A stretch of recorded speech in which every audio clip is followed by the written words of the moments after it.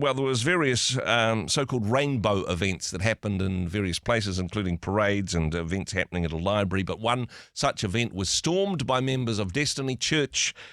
The Man Up program in particular, they were opposed to the event that was happening in the library. They said it was dangerous to children. But, what unfolded from there was something which has been described as a violent attack, which was not only intimidating but dangerous for the children involved. Yes, freedom of speech. Yes, the right to protest. But did this cross a line? Joining me on the program from the Free Speech Union, we have Nick Hanne. Nick, kia ora. Thanks for your time today. Morena, thank you, and it's good to be with you. This is, I suppose, an expression of free speech. The people from the Man Up group had strong opinions on whether or not transvestites should be reading stories to children in a public library paid for by the ratepayers. The right to protest is one thing. In your opinion, Nick, did it cross a line? Yeah, I mean, everyone's entitled to have opinions, strong opinions, weak opinions, whatever. But the question is, what do you do with that opinion? How are you going to express that? And clearly, in this case, it has caused not only controversy, but a lot of concern.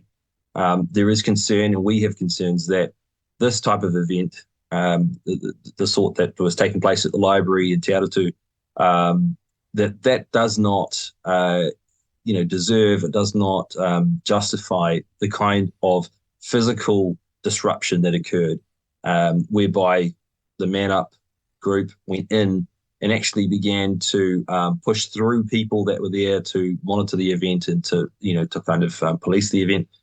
And they went into that space, and there was a lot of argy-bargy. There was a lot of pushing and shoving. Some people are claiming that they've been hit in the process. That's not the kind of thing that we advocate for when we stand up for free speech. This is not a principled approach to protest, and so that's where our main concern is, right?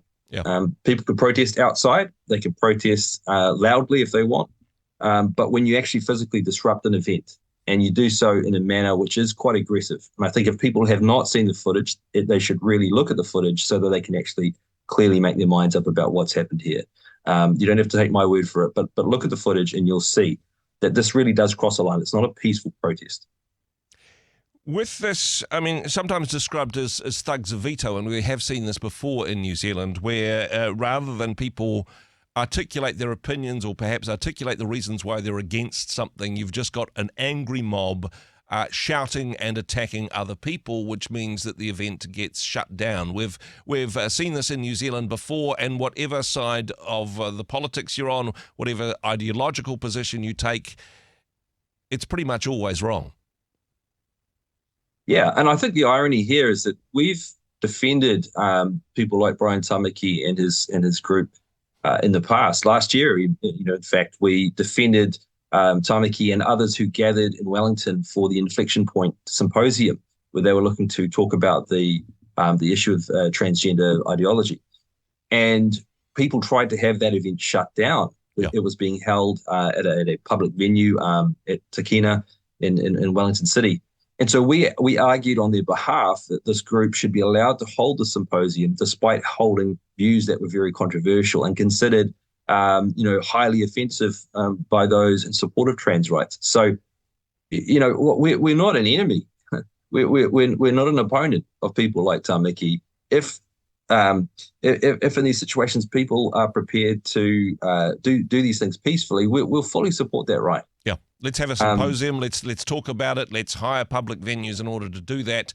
But if somebody else has hired a public venue, you don't kick down the door and frighten children, right? Yeah. And if you want to do a haka on the street, outside a venue, people are entitled under the law to do that. You decide if you think it's the right approach. But we do stand up for those rights. What we don't advocate for, what we really do oppose, is people physically disrupting events and there being physical contact whereby those who are trying to monitor or police these events, gatekeepers, that they're not being pushed and shoved and in some cases allegedly, hit. Yeah. And I'm not going to try and speak for the Destiny Church people. I don't want to say what they intended necessarily when it came to that physical contact. Maybe it was just incidental. Maybe it just happened in the process and people got a little bit carried away. But people should know, and grown men should know, that going into an event where there are children, and you may think you're going in to rescue them. Yeah. Let's be clear, they didn't actually go in and physically take children out of a situation they considered life-threatening or incredibly harmful. Yeah. They went in and made a lot of noise and made a lot of people pretty scared. And we're not exaggerating that. Those kids actually had no idea what was going on, and they were pretty scared by all the noise outside.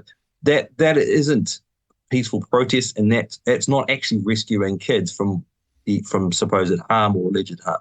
Now, something which is perhaps unfortunate and an unintended consequence is that just as Paul Goldsmith is saying, hey, we need to look at what hate crime means. What if we're going to bring in this category, what would that look like? Grown men yelling at small children in a public space, certainly in terms of the event organisers, they're now saying, well, this is obviously a hate crime. This is why we need this legislation. Maybe the Man Up crew haven't done free speech any favours in this regard. Yeah, I mean, I don't think this event is any justification for bringing in hate crimes or clamping down on speech that's considered hateful either.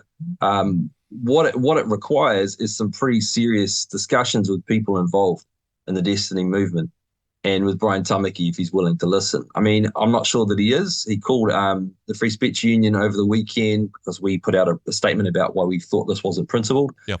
He called us a bunch of crackers. That's his literal quote, which is a racist slur for white people. Yeah. So we don't care. We're thick-skinned. We deal with people saying nasty things about us all the time. But I think that gives you an indication of, on this issue, whether he's being principled or not. You make your own minds up. He told us to crawl back down our rat hole. So, okay, thanks, Brian. We did stick up for you guys last year when you were peacefully holding an event, and we'll do the same again if you hold a peaceful event because we believe in being principled about this. But it doesn't help the discourse.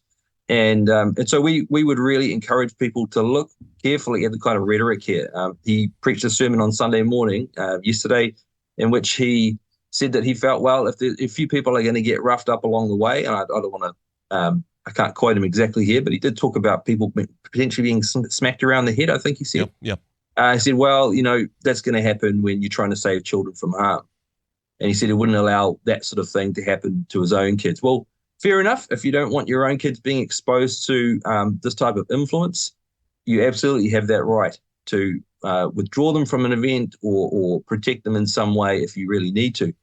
But you don't have a right to go in and tell other parents that, well, you can tell them if you want, but you don't have a right to actually physically disrupt an event and stop parents from taking their kids to an event that they want their kids to be part of. Yeah. If that event is criminal and there are laws that prevent behaviors that are occurring in that event, then absolutely there is justification for the police to intervene. But we can't have this vigilante approach. We can't have people going in and saying, no, you shouldn't be teaching your kids that. We're going to physically disrupt this event. I mean, there's nothing stopping people from going into homes then, if that's the case, and saying, no, you can't read stories about, trans ideology, or you can't have a person who dresses, like the opposite sex. You can't have them going into your home. Mm-hmm. If there's actual criminal behavior here, then that can be dealt with. But people are imagining that stuff is going on at these events. And I think they need to be careful. They're assuming a lot about what actually happens in these drag queen story times. Yeah. I think they need to do a bit more research before they understand it. Rather than just charge in all shocked and appalled, head full of... Yeah. Just wanting to clarify on this one, because I understand no charges as yet have been laid by the police on the actions that occurred in the library. However, in terms of the legislation, I mean, there's not a specific crime for frightening children in libraries. However, there's trespass, there's potentially assault charges. We wouldn't need new legislation. We wouldn't need supposed hate crime legislation in order to be able to prosecute people who may have broken a law over the weekend. Those laws, those offences are already on the statute books, right? They are. Look, I don't know where any kind of investigation will go. I don't know what the police are going to do or not do. But I would say that there is a principle here that's been violated. I think they have crossed the line. You can argue that what's going on at these events for kids is destructive. And look, personally, I wouldn't take my kids to these events. I don't believe that this is the right sort of thing, but that's my personal view. Yeah. I don't think, though, there's criminal activity occurring here, and people need to be really sure before they physically intervene or try and disrupt stuff that they know what's going on and they can show why it's criminal. But it's not enough to say, oh, kids are being conditioned or they're being groomed. That's a strong claim. And actual grooming that goes on, can't go into the sort of precise definitions here, but actual grooming is quite different to what people are doing at these events. If you want to expose your kids to a certain way of thinking, and even if a certain individual who represents perhaps that way of thinking is there and sharing ideas, you've got to have a strong case. You've got to be really sure that real grooming is going on here. And I would say that we've defended Bethlehem College because they, as a Christian school in the Bay of Plenty, have taught things that are basically pretty traditional Christian beliefs. Yeah. And their students, were then sort of, I should say that the school was then accused of indoctrinating these students and doing stuff, that others who weren't Christians believed was wrong. Well, if we're going to defend Christian schools from when they're teaching traditional beliefs about the Bible and about the Christian faith, we've got to be ready to extend that approach to other people as well. Yeah. And I think, look, I myself am a Christian. I don't have I'm not going to criticize Destiny Church. There's a whole lot of different flavors and shades of Christianity in terms of how people express their faith.